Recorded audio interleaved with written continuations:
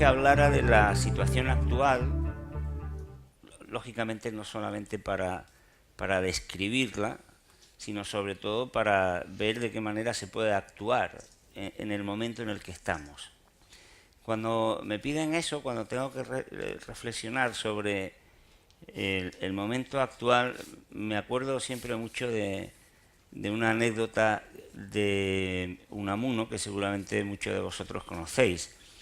Le invitaron a Unamuno a dar una conferencia y Unamuno decía, no, es que no puedo, lo siento, muchísimas gracias, pero no tengo tiempo, estoy muy ocupado, mi agenda ya está completa. No, pero don Miguel, si en realidad lo que queremos es que nos hable usted 2 minutos, si es solamente una intervención de 2 minutos, y dice, precisamente por eso, si ustedes me invitaran a hablar 2 horas de cualquier tema, yo no tendría problema, pero hablar algo inteligente en 2 minutos es mucho más difícil y a mí me va a llevar muchísimo tiempo prepararlo.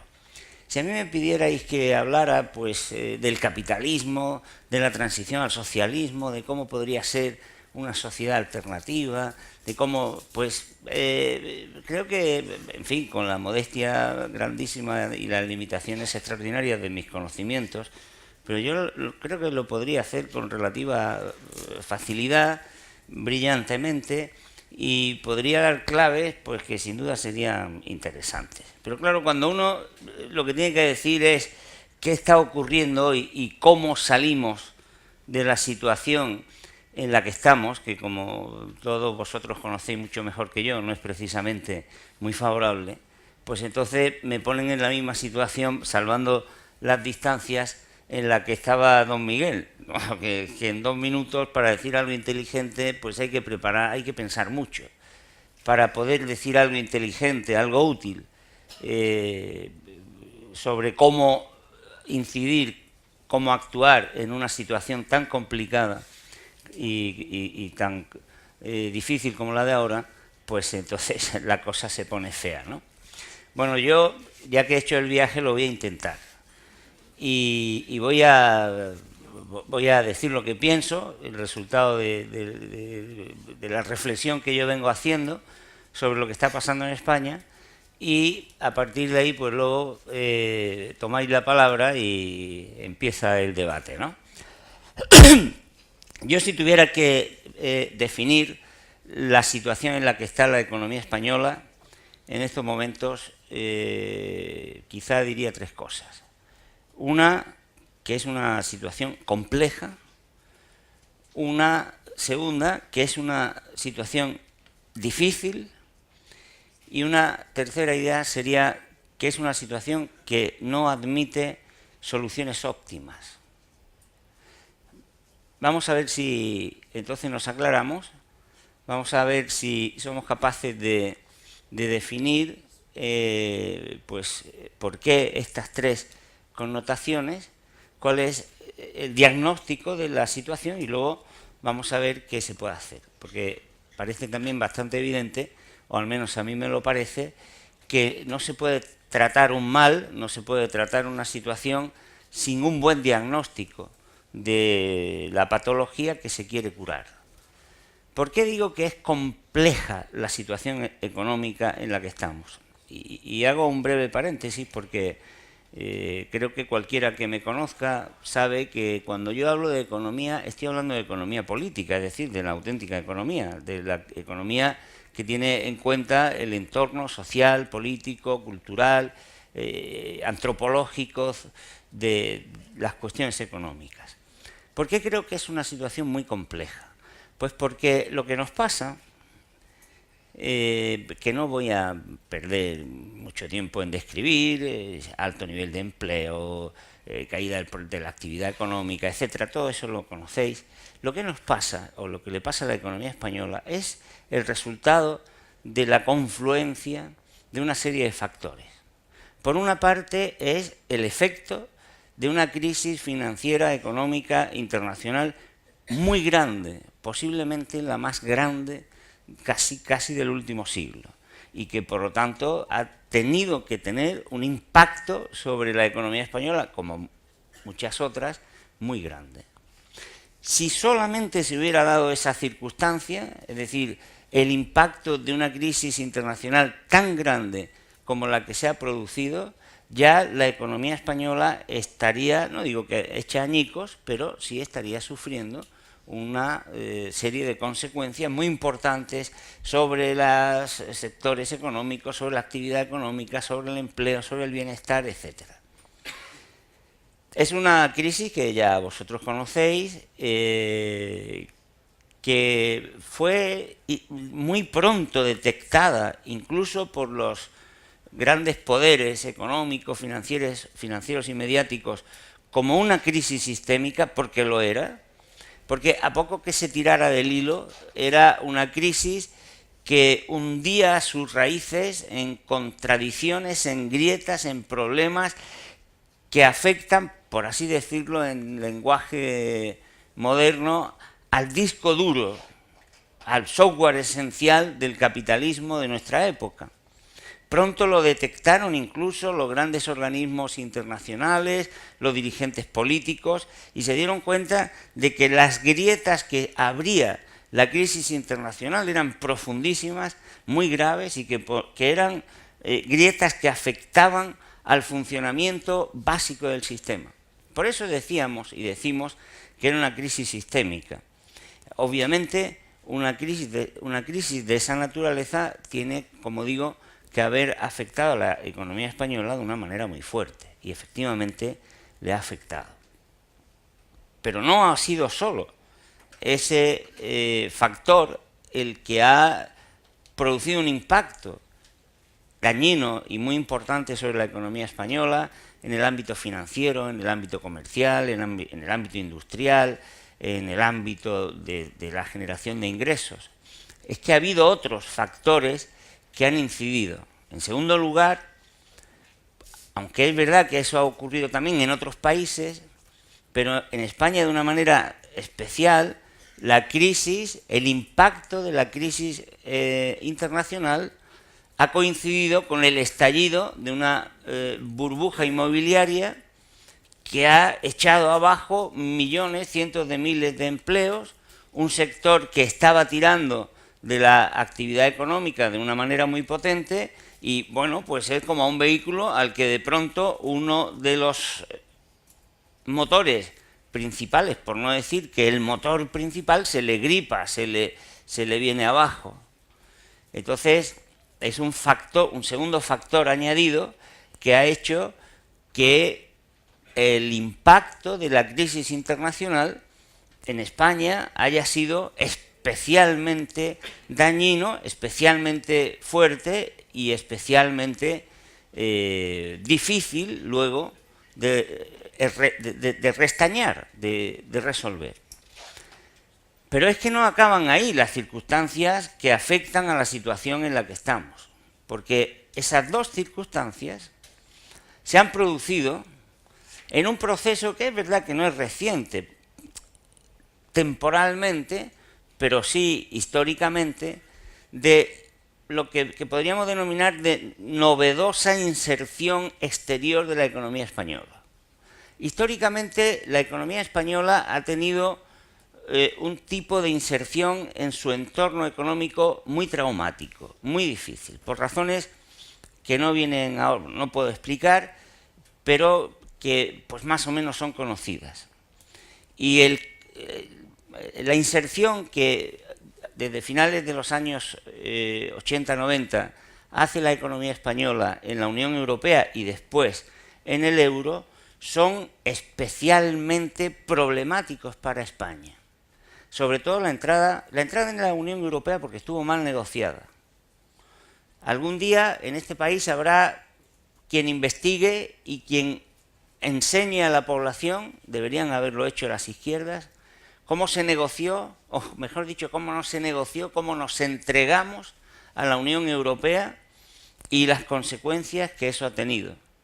Pero es que después la entrada en el euro nos ató de pies y manos en una zona monetaria mal diseñada, quiero decir, he dicho mal, no mal diseñada, sino conscientemente diseñada para que el centro europeo los grandes poderes oligárquicos de Europa tuvieran un espacio protegido y privilegiado frente a las periferias.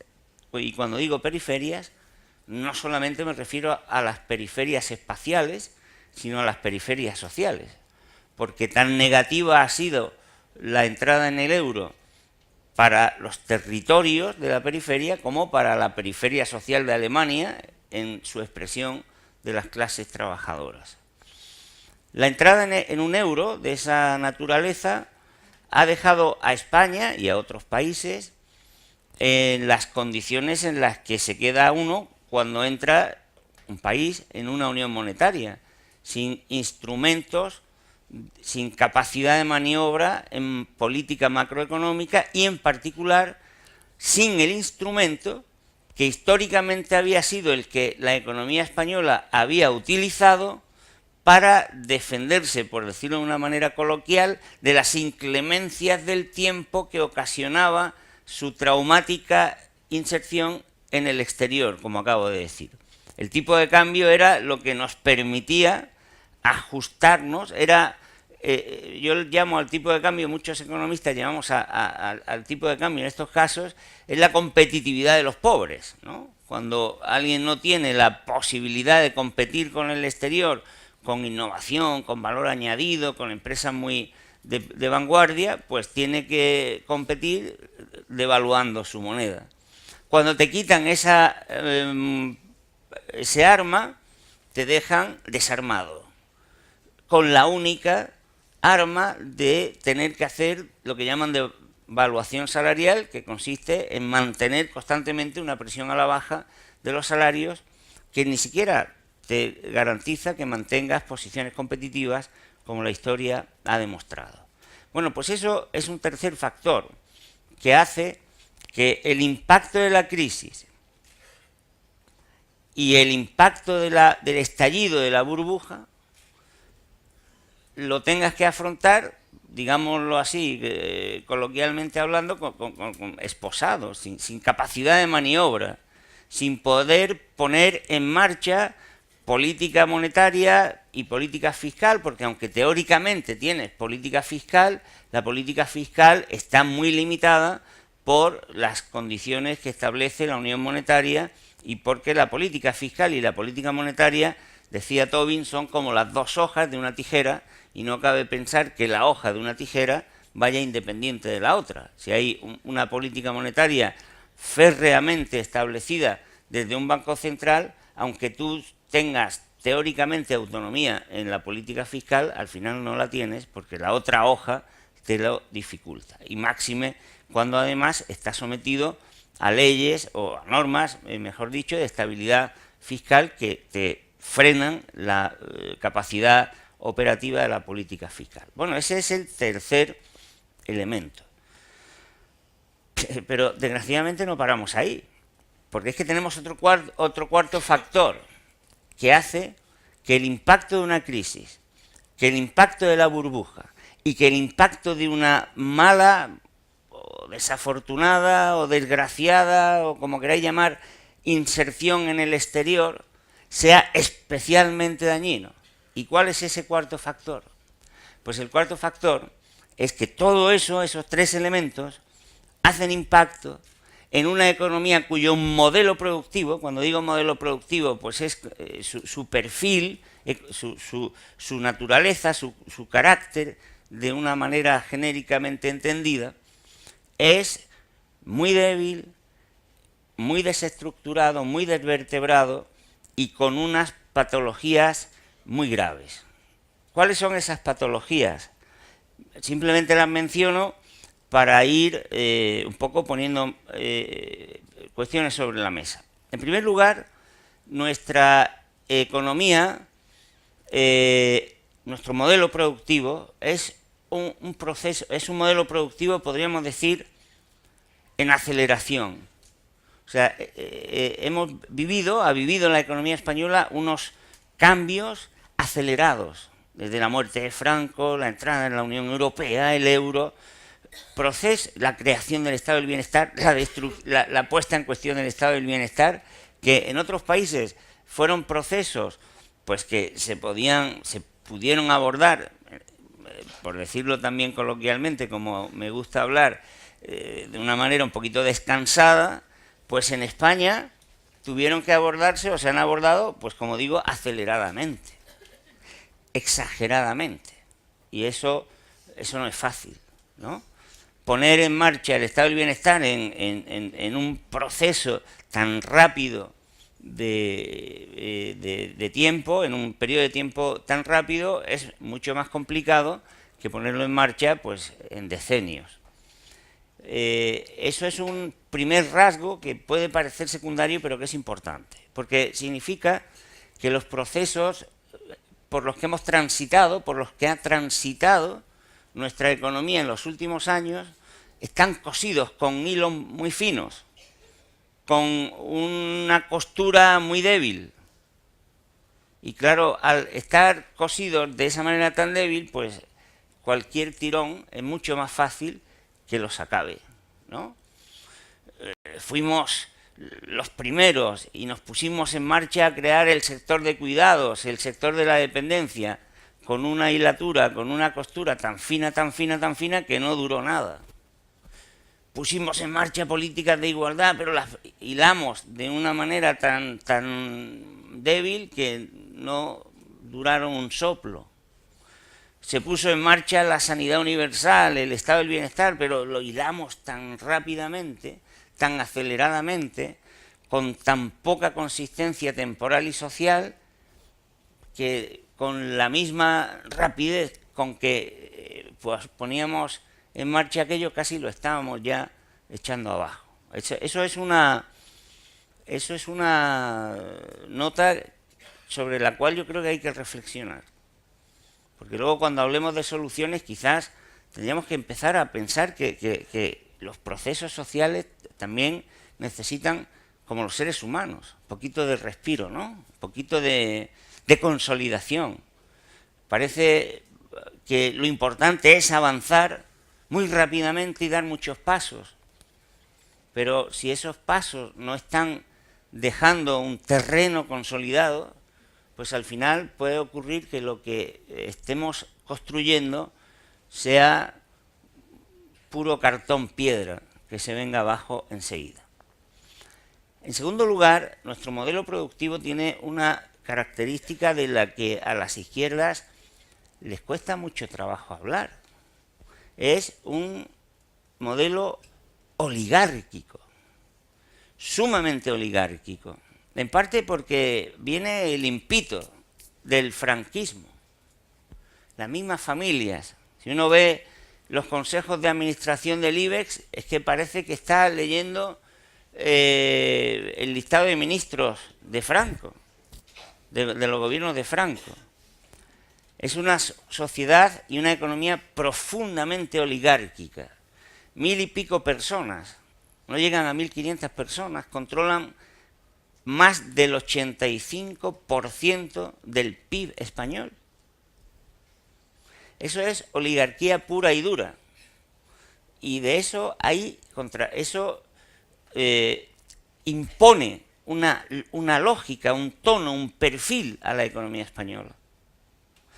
Y particularmente es, si analizamos esa oligarquía, ese grupo tan reducido de personas que de una manera efectiva, no literaria, efectiva, toman las decisiones en España, es sobre todo una oligarquía financiera. Incluso me atrevería a decir que bancarizada. Es la banca la que impone de una manera decisiva su voluntad, sus intereses y sus decisiones al conjunto de la economía española.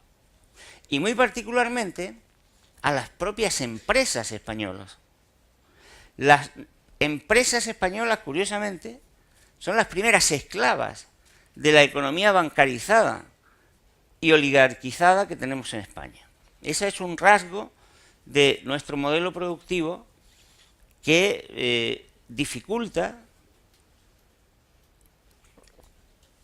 enormemente tomar decisiones y actuar, porque las capacidades de de intervenir, de participar en los procesos de decisión, pues son muy difíciles.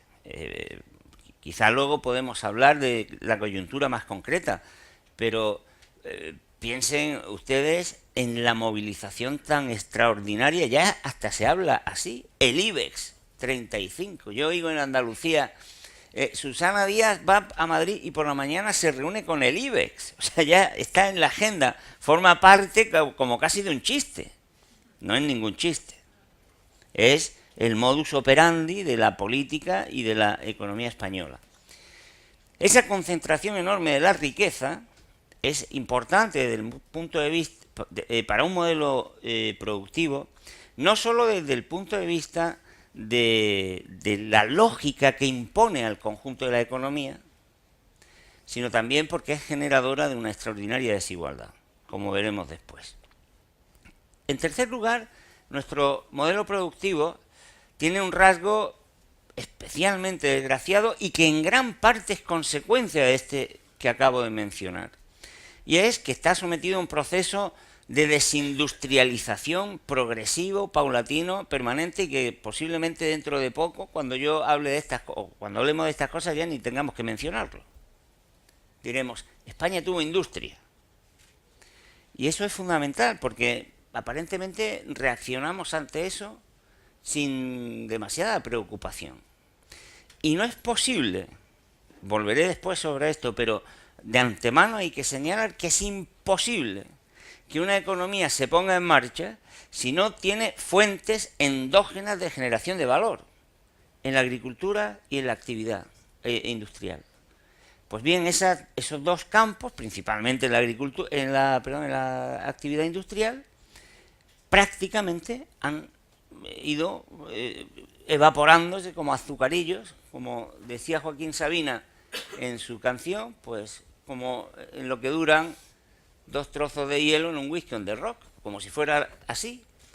Y tenemos industria puntera, tenemos enclaves, pero ese proceso de disolución de las redes del tejido industrial ha hecho que nuestro modelo productivo sea un modelo productivo que cada vez menos es capaz de generar valor añadido, y lo que no sé si es peor o igual de malo en todo caso, es que además de eso, el valor añadido que genera nuestro sistema productivo, ya de por sí escaso, como acabo de decir, se va fuera, sale fuera. De tal manera que ni siquiera la economía la economía en su conjunto, la economía española, absorbe la mayoría del valor añadido que está generando. Y muchas veces no solamente ya del valor añadido, sino incluso del beneficio. Que aquí en España, en el Estado español, como me gusta ahora decir a alguna gente, yo sigo hablando de España, que en España, en 2014, una sola empresa distribuyera 14.000 y pico millones de euros de dividendo. 14.000 y pico millones de dividendo. El dividendo más elevado de la historia. Y prácticamente eso pasara desapercibido. Yo creo que eso ya de por sí hubiera justificado una marea, como antes en la... Eso sí que merecería una marea. Pues eso no forma parte de la agenda, del debate, de las cuestiones que aparentemente constituyen una preocupación. Pues esa es la extraversión, la salida hacia afuera del valor añadido y de la renta, del ingreso que generamos. Además de eso, nuestro modelo productivo tiene como consecuencia de una transición, Vicens Navarro la llama inmodélica, yo creo que es incluso peor que inmodélica, es modélica para lo que tuvo que servir. Además de estos rasgos, la economía española tiene una enorme deficiencia institucional. Instituciones básicas de cualquier economía están diseñadas de una manera muy oligarquizada y muy deficiente. Particularmente el sistema financiero o el sistema fiscal. El sistema fiscal, por ejemplo, después hablaré de ello. A veces hablamos que hay que subir impuestos, ¿no? Si tenemos los tipos impositivos posiblemente al nivel de los países más elevados en Europa, lo que ocurre es que no se pagan los impuestos. Es un problema institucional, incluso cultural. En España España es el país de Europa en donde en las encuestas aparece mayor simpatía hacia el fraude fiscal por parte de la población.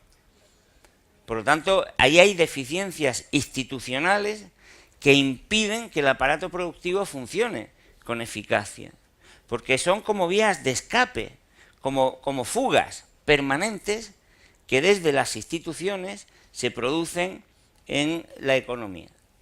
Hablamos, por ejemplo, podemos hablar de la corrupción, el 3%, el 5%, la corrupción permanente, que todavía estemos haciendo autopistas radiales, aeropuertos, que en La Coruña haya un puerto donde están echando día a día miles de toneladas de hormigón, no se sabe bien para qué, un puerto que no era absolutamente innecesario. No es solo una expresión política o un problema político de corrupción, es una fuga económica importantísima, como ahora después veré. Además de eso, tenemos un déficit social impresionante en España.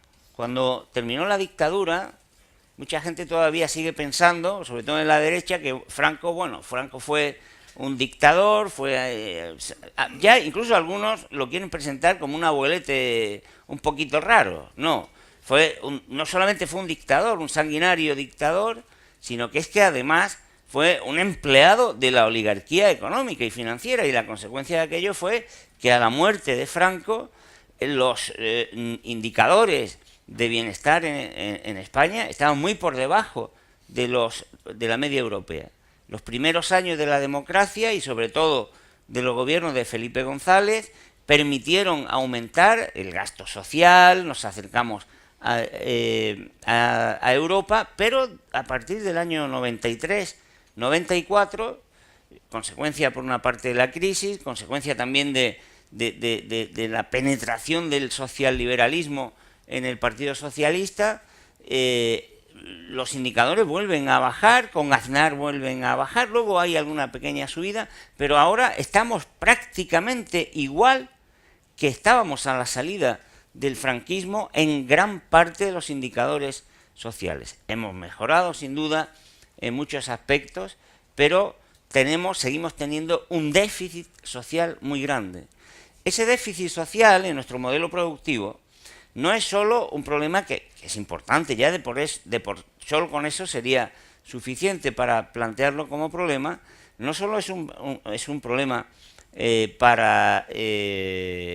el punto de vista del bienestar de las personas, de los seres humanos, sino que es una limitación impresionante desde el punto de vista de los motores que pueden poner en marcha la actividad económica. Es una pérdida de fuelle que tenemos en la actividad económica. Y bien, por ser muy rápido con esta enumeración de rasgos del modelo productivo, pues todo eso, como digo, he dicho hace un momentito, genera una enorme desigualdad, que en los últimos años se ha agudizado hasta el punto, como saben perfectamente, que España se ha convertido en el segundo país más desigual de Europa.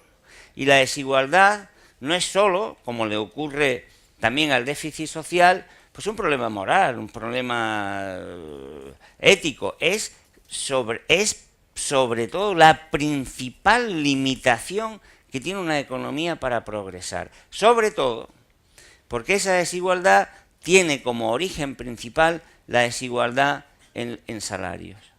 La economía española ha perdido en masa salarial desde el año 1976 hasta ahora algo más de 155.000 millones de euros en valor de hoy. Incluso en los 3 o 4 últimos años se han perdido algo más de 40.000 millones de euros. Es fácil entender. Piensen que esa masa salarial que se ha perdido, en su inmensa mayor parte, hubiera sido una masa salarial que va al consumo de bienes y servicios. Es cierto que el consumo de bienes y servicios no es positivo, no es un fin en sí mismo, pero sí es evidente que el consumo de bienes y servicios es el fuel, es la alimentación de la maquinaria, es el gasto que hace que las empresas puedan funcionar. Cuando en Europa y en España en particular se le hacen encuestas a las empresas y se les pregunta qué dos problemas fundamentales tienen para no funcionar, para cerrar o para despedir trabajadores, la respuesta es clara en todos los países de Europa y en particular en España. Primero, no tenemos ventas, no tenemos clientes. Segundo, no tenemos financiación. Y esas ventas, esos clientes, son las que vienen de los salarios de los trabajadores principalmente. Bueno, esos son rasgos que hay que tenerlos presentes, porque, como voy a decir enseguida, cuando nos planteemos hoy día tratar de impulsar, tratar de poner en marcha una actividad económica, una economía que está lesionada, tenemos que tener cuidado, no vaya a ser que pongamos en marcha una economía que reproduzca estos rasgos, que son los rasgos que hacen que la economía no funcione como debiera. Por lo tanto, hay que tenerla presente. Bien, tenemos entonces 4 impactos. Crisis internacional, estallido de la burbuja, un proceso de inserción en el exterior dificultoso, problemático, como queramos llamarlo, y un modelo productivo con estos rasgos muy problemáticos también y que son intrínsecamente debilitadores de la economía. Y para colmo tenemos otro problema que tiene más que ver con la política, pero que los economistas no podemos dejar de mencionar. Y es que estos 4 factores de crisis, estos 4 factores de perturbación, de daño, de impacto negativo en la economía, se producen además en un contexto en el cual se da una crisis, podríamos llamarla de régimen, una crisis de institucionalidad política, porque el llamado, por llamarlo de alguna manera, el régimen de la transición ha entrado en barrena y los 2 partidos que lo han soportado, el Partido Popular y el Partido Socialista, en connivencia con las burguesías periféricas, como consecuencia del agotamiento del modelo, de la corrupción y de otros factores, también en parte de los efectos de la crisis, tienen muchísimas dificultades, por no decir que dificultades totales, para mantener el régimen institucional de la transición,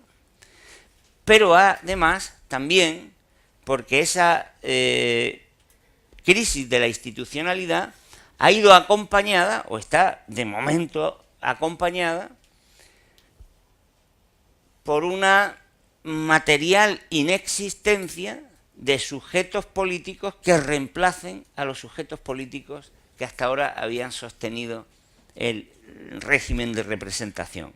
Es decir, tenemos 4 problemas de impacto económico, 4 factores económicos que se dan en un contexto político de crisis de representación y de crisis institucional. Pues a ver a partir de aquí cómo podemos salir, ¿no? Tenemos los componentes para tener un problema importante, porque tenemos problemas que nos vienen por todos los sitios, pero no tenemos instituciones que nos permitan actuar con normalidad y para colmo no tenemos sujetos que puedan liderar una solución a los problemas que tenemos. ¿Qué se puede hacer? Claro, tengo amigos que cuando hablamos de esto que se puede hacer me lo dicen claro, tienen la solución, es fácil. Es que esto es un problema del capitalismo y lo que tenemos que hacer es el socialismo. Hace falta el socialismo porque si no salimos del capitalismo nada de esto se puede resolver. Bueno, pues entonces terminamos y nos vamos y tomamos una caña. El problema es cómo se resuelve el problema día a día, cómo empoderas y cómo los conflictos de clase, cómo las grietas que se abren en la economía capitalista, lejos de que se suturen con un reforzamiento cada vez más autoritario, más fascista y más depredador del medio ambiente por parte del capitalismo, se convierten en amanecer de una nueva forma de organizar a la sociedad y de vivir los seres humanos. Por lo tanto, tenemos que pensar en cómo responder al día a día de la manera más pragmática posible, es decir, haciendo que mañana abran las actividades que permiten generar ingresos para la gente y al mismo tiempo haciéndolo de manera que estemos anticipando un tipo de sociedad que sabemos que es la única que puede evitar los problemas que conlleva el vicio intrínseco a una economía capitalista, que es el haber mercantilizado tres elementos que no fueron nunca creados para convertirse en mercancías: el trabajo, los recursos naturales y el dinero. ¿Cómo avanzamos en esos dos planos? Pues no es fácil. Ni yo voy a cometer la osadía de decir que tengan la solución. Yo lo que creo es que hay que combinar las dos vías y los dos horizontes. ¿Qué creo yo que habría que hacer hoy día? Y cuando digo hoy día me refiero a hoy, no históricamente hablando. Mañana, hoy, esta tarde. ¿Qué tendrían que hacer los sindicatos, los partidos políticos? ¿Qué tipo de propuestas deberían promover y llevar a cabo en los gobiernos? Bueno, hay que reactivar la actividad económica.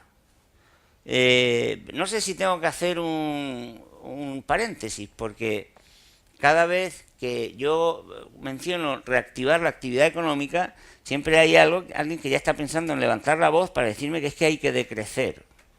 O sea, cuando yo hablo de reactivar la actividad económica, estoy hablando de reactivar los procesos de satisfacción de necesidades humanas, de la manera sostenible y de la manera más satisfactoria para el ser humano y para lo que el ser humano necesita para vivir, que es la naturaleza. Dicho eso, continúo.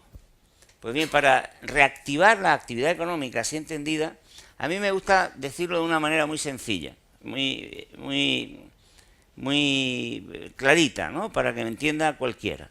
Pues bien, la actividad económica es como un vehículo que tiene que generar ingresos para que las gentes puedan resolver su vida diaria.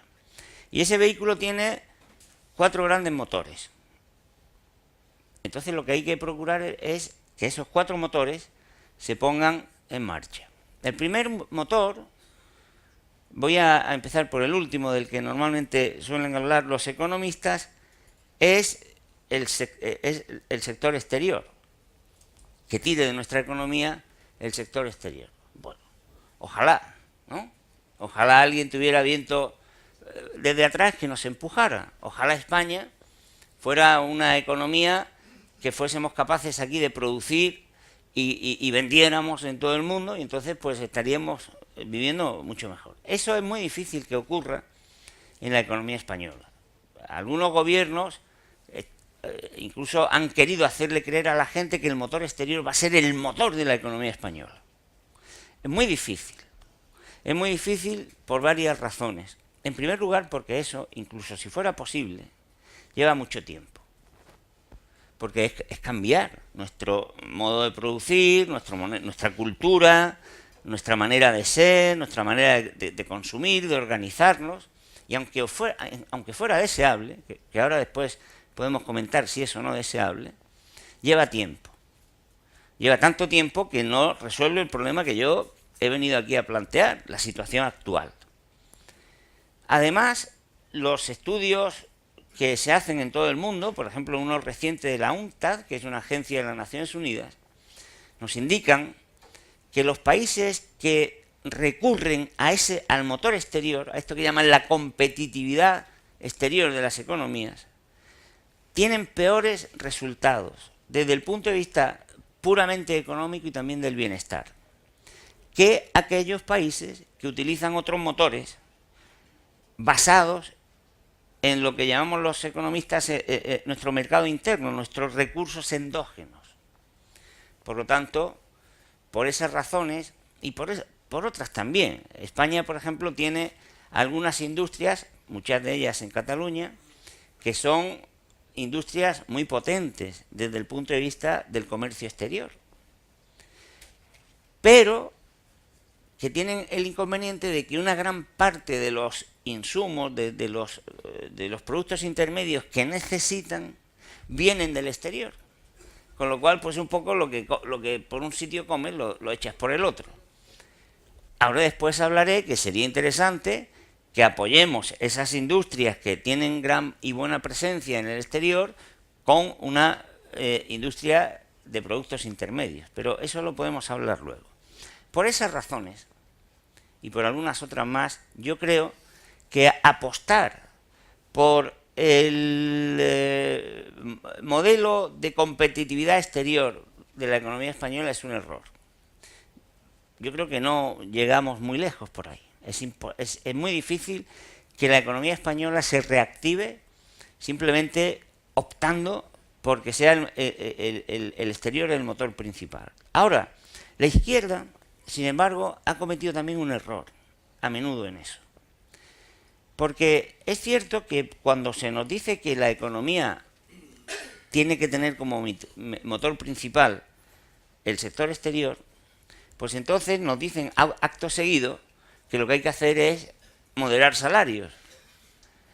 Y claro, la izquierda con razón dice, oiga, si usted me dice que tengo que ser más competitivo, pero tengo que ganar menos, salario más bajo, usted me está diciendo que cada vez tengo que ser más pobre.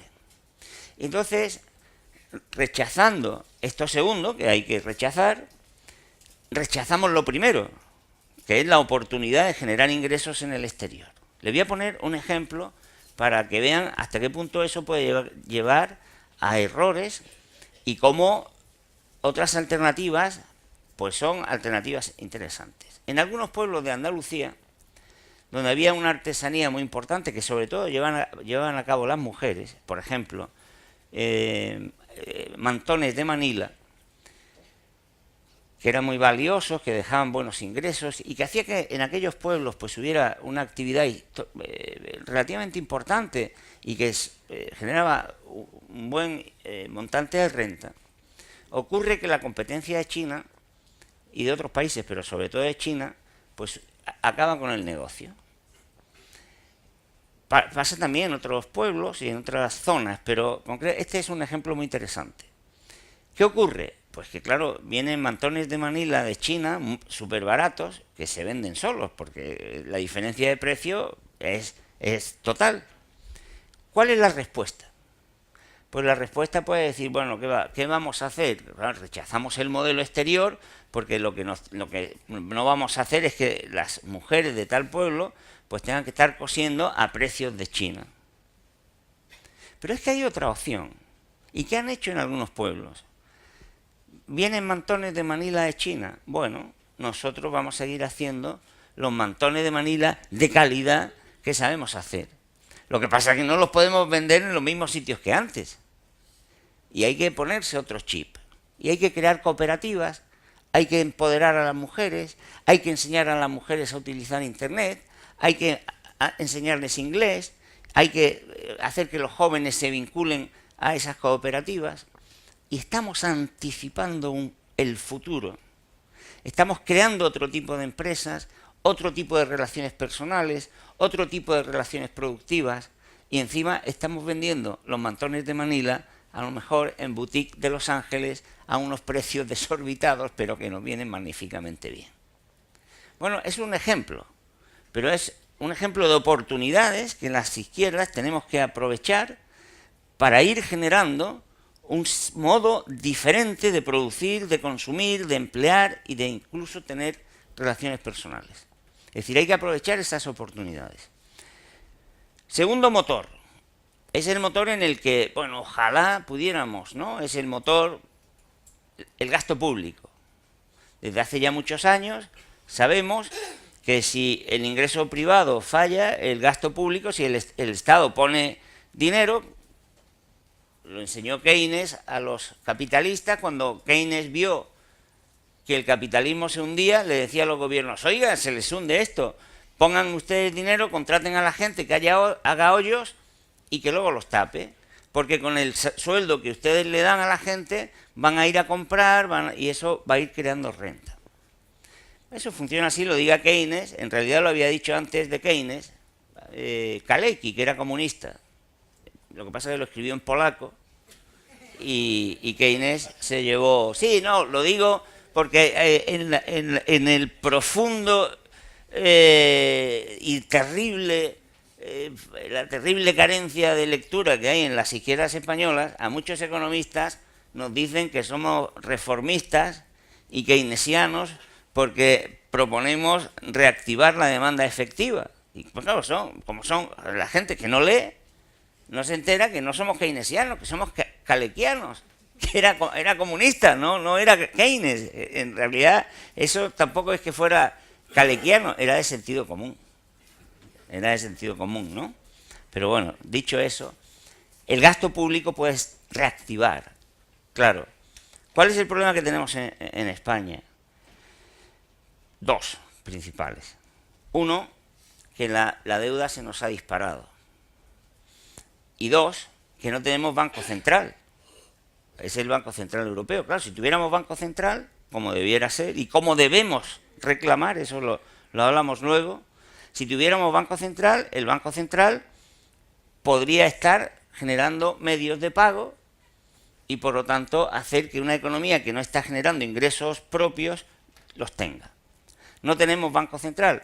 Cuando ya el Banco Central Europeo ha visto que esto se hundía, por la puerta de atrás ha empezado a comprar bonos de los gobiernos y solamente eso, hecho por la puerta de atrás y en pequeña cantidad, ha permitido que la economía un poquito saliera arriba. Si lo hubiera hecho de otra manera, la economía hubiera salido mejor. El problema de la deuda es un problema grande, grandísimo. No tenemos todavía una deuda muy alta, pero una deuda sí es suficientemente alta como para tener una factura de intereses muy grande, que se podía multiplicar además a poco que los tipos de interés aumenten. Y el problema de la deuda es que te la están financiando grupos financieros oligárquicos que dominan los mercados, que dominan los medios de comunicación y que pueden hacer lo que quieran a la hora de financiar la deuda. ¿Eso quiere decir que no tenemos opciones en política fiscal? No, eso quiere decir que tenemos que ser realistas. Y creo que la izquierda no está siendo realista. Porque la izquierda, algunas corrientes de izquierda están diciéndole a la gente que lo que hay que hacer es hacer política fiscal expansiva y seguramente está diciéndole a la gente algo que no podríamos hacer en toda la magnitud que sería necesario hacer para que eso funcionara. Por la deuda, porque no tenemos Banco Central y porque tenemos una Unión Europea con una tijera de 1,5 metros dispuesta a ponerla en movimiento, no por razones económicas, sino por razones estrictamente políticas, para evitar que cualquier proyecto alternativo al neoliberal en Europa se abra paso. Entonces, en política fiscal podemos hacer, pero podemos hacer poco, aunque no es escaso. En primer lugar, tenemos cierto recorrido en política impositiva, en política, estrictamente hablando, en política fiscal. Como he dicho antes, tenemos los tipos, en gran parte de los impuestos, más altos o muy altos en relación con Europa, pero no se pagan. Entonces hace falta hacer que se paguen los impuestos. Tenemos un nivel de fraude fiscal espectacular. Es verdad que combatir el fraude fiscal, sobre todo, como he dicho, cuando la población lo ve bien, es muy difícil, porque tienes que luchar contra los tuyos. Pero hay que hacer pedagogía. Y por cierto, esa pedagogía, como en otros campos, no la veo muy a menudo por parte de la izquierda. Hay que hacer pedagogía, hay que hacer cultura, hay que avanzar en eso. Y bueno, pues sabemos que podríamos tener cierto recorrido, unos cuantos miles de millones, que no es poco, si hacemos una reforma fiscal importante, que tampoco puede ser como un elefante entrando en una cacharrería, porque estas cosas conviene hacerlas como un accidente, que parezca un accidente, ¿no? ¿Me entiende? Porque claro, estamos viendo en muchas comunidades autónomas, con un claro y sincero deseo de hacer política fiscal progresista, que aumentan el impuesto sobre sucesiones, y lo que hace la gente es domiciliarse en otra comunidad. Entonces estas cosas hay que hacerlas con mano izquierda, con inteligencia, con negociación, con apoyo social, con complicidad, incluso de los que tienen que pagar. Porque si no, por mucho verbalismo, pues no se consiguen las cosas. Tenemos recorrido en política fiscal. Tenemos que evitar que haya ni un solo recorte más en políticas esenciales para el bienestar humano. Pero dicho eso, yo he sido, está feo, no, bueno, no lo digo por nada, pero yo he sido director de departamento, he sido vicedecano, he sido decano, he sido vicerrector, he sido rector en funciones y he sido secretario general de Universidades e Investigación en la Junta de Andalucía. Y se ha aprendido algo, y he hecho eso no por nada, porque si yo le estoy diciendo a la gente que quiero cambiar el mundo y acabar con el capitalismo, qué menos que a mi gente que tengo al lado le indique que puedo cambiar el departamento o la facultad, ¿no?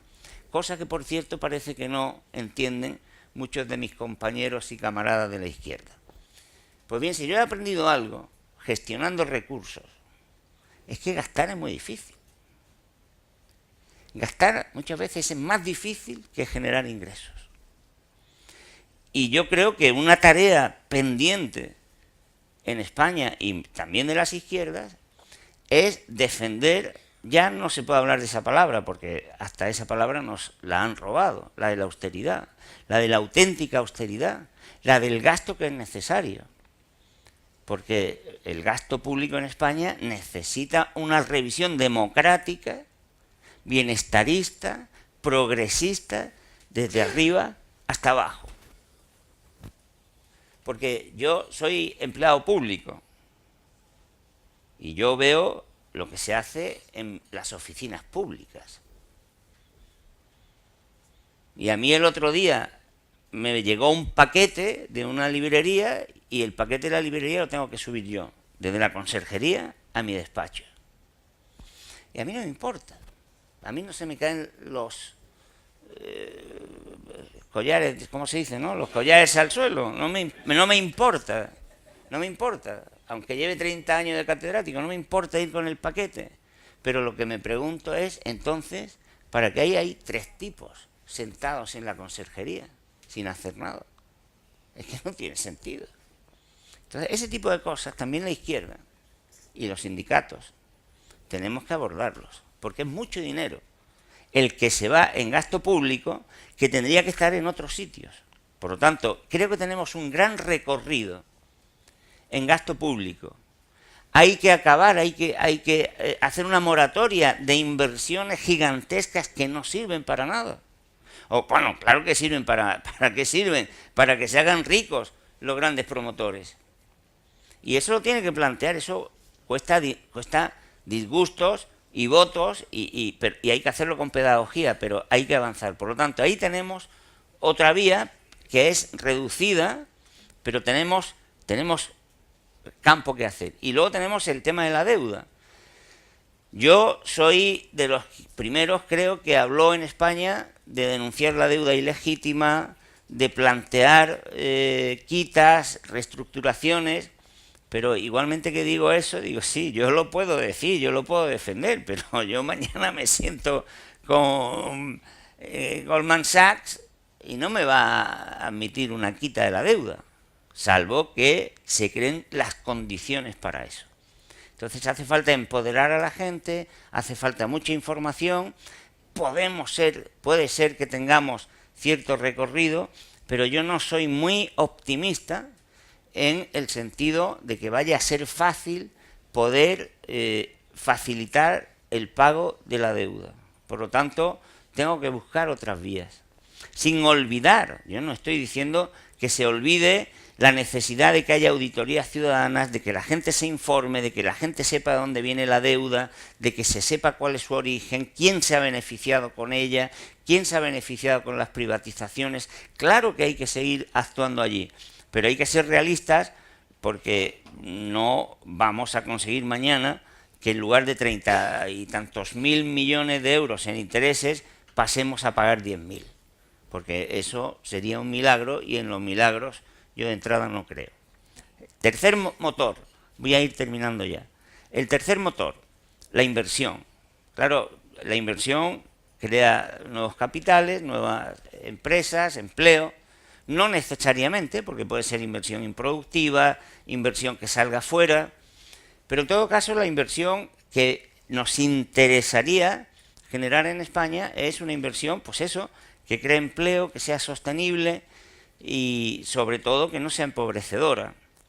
Y eso tiene que ver con el cuarto y último motor, que es el más potente. De 100 euros de actividad económica, casi 58 en España tienen que ver con el consumo. No voy a defender, ni mucho menos, una estrategia consumista. Lo que voy a defender es garantizar que no sigan cayendo los ingresos, la masa salarial, porque la masa salarial es el alimento de las ventas y es el alimento de la actividad que puede crear empleo y que puede generar ingresos. Y el problema principal que ha tenido la economía española, como he dicho antes, ha sido la caída vertiginosa que ha tenido la masa salarial en España. Yo creo que un error de las izquierdas está siendo el darle prioridad a la política fiscal, que es una política redistributiva, es decir, que distribuye lo que antes ha sido distribuido, en lugar de centrarse en la distribución inicial entre capital y trabajo, es decir, en plantear la recuperación del salario. Y mi experiencia, no sé la de otros, pero cuando yo voy algunas veces y hablo con empresarios, si yo le planteo que para poner en marcha la economía hace falta impulsar la política fiscal, ya están pensando en que lo que vamos a hacer es subir los impuestos. Sin embargo, si le planteas que lo que hace falta en la economía española es recuperar el ingreso, las ventas, y que hay que llegar a acuerdos para que los salarios no sigan cayendo, porque los salarios es el dinero con el que van a ir la gente a comprarle en sus negocios, yo la experiencia que tengo es que los empresarios me entienden.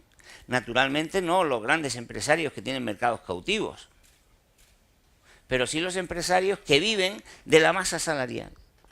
Esa es la clave de bóveda para reactivar la economía. Tenemos que recuperar el discurso de que hay que recuperar los salarios.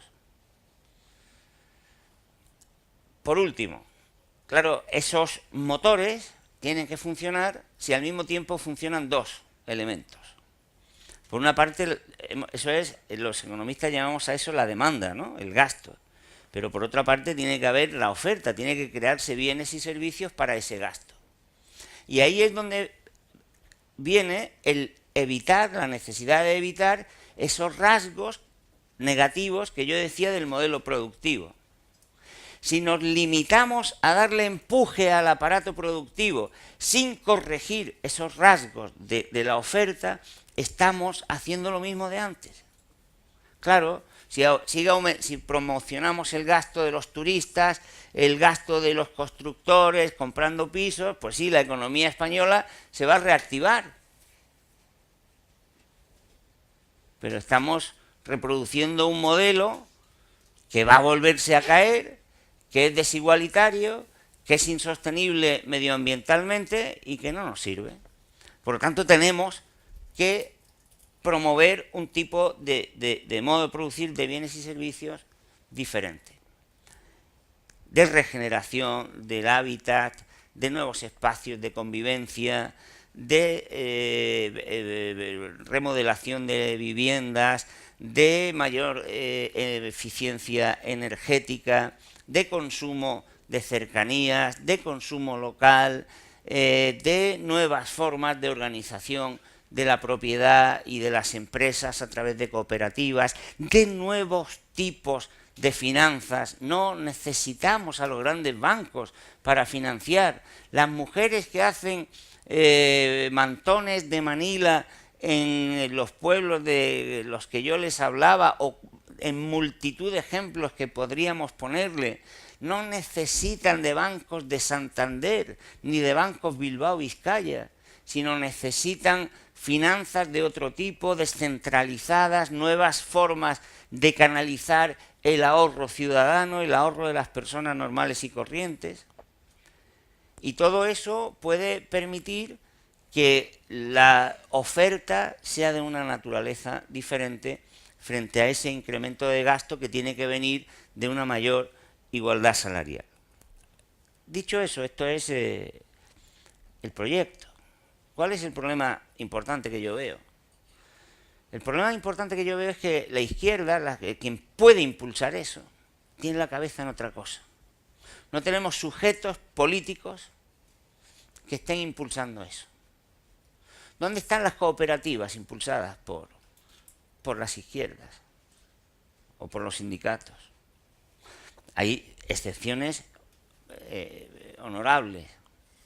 Pero si no creamos cooperativas, si no creamos nuevos tipos de instituciones financieras que le permitan financiar a las mujeres que hacen mantones de Manila sin pagar intereses, por ejemplo, ¿cómo vamos a convencer nosotros a la gente de que nuestro proyecto político y social es mejor que el de los otros?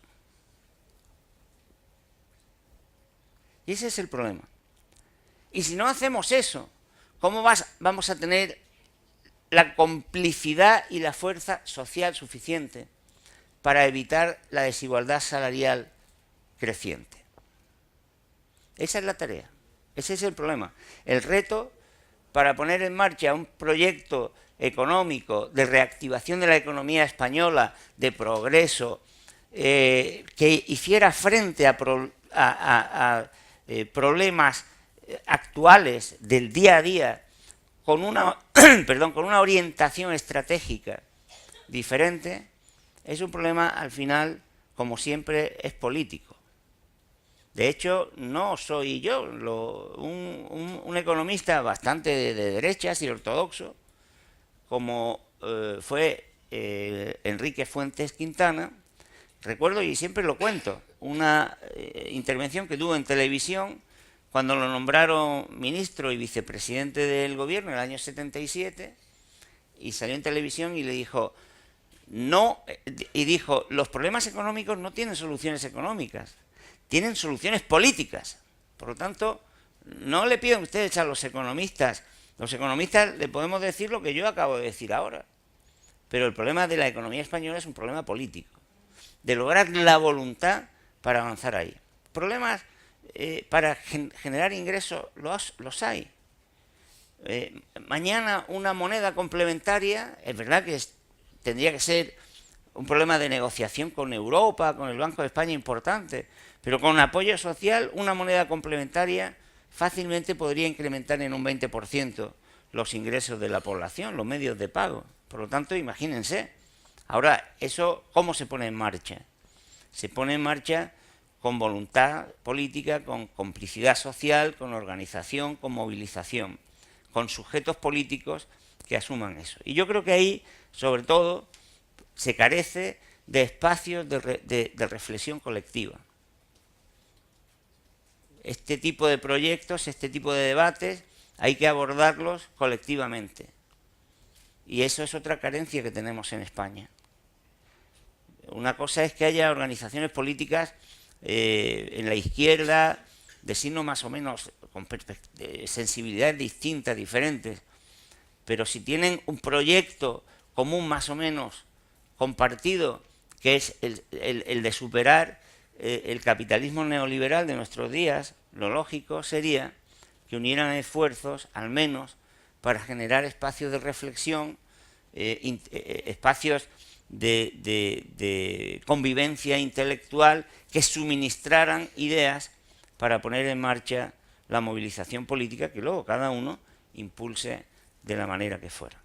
Bueno, pues hasta aquí es donde yo veo la situación actual, lo que yo creo que habría que poner sobre la mesa y las carencias que a mi modo de ver, pues más importantes que a mi modo de ver tenemos hoy día.